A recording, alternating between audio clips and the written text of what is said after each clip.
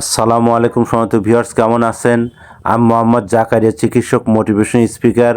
বিভিন্ন সময় বিভিন্ন রকম স্বাস্থ্য বিষয়ে আলোচনা নিয়ে আসি।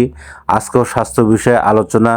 আজকের আলোচনার বিষয় যে কম বয়সে হাড় ক্ষয় হয়ে যাওয়ার প্রধান 8টি কারণ। তাহলে ভিডিওটা প্রথম থেকে শুরু করে শেষ পর্যন্ত না টেনে শুনবো। প্রথমে একটা লাইক দিব, সাবস্ক্রাইব করব, নোটিফিকেশন অন করব, পেজে ফলো দিব। তাহলে স্বাস্থ্য সম্পর্কে নোটিফিকেশন আপনাদের কাছে পৌঁছে যাবে।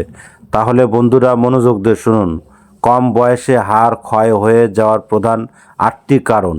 শরীরে রোদ না লাগালে, অতিরিক্ত কোমল পানি পান করা এবং বেশি লবণাক্ত খাবার খেলে, ভিটামিন ডি যুক্ত খাবার না খেয়ে এবং পর্যাপ্ত পরিমাণ পানি পান না করলে এবং রাত দিন শুয়ে বসে থাকলে, শরীরে ওজন বেড়ে গেলে, নিয়মিত ব্যায়াম না করলে।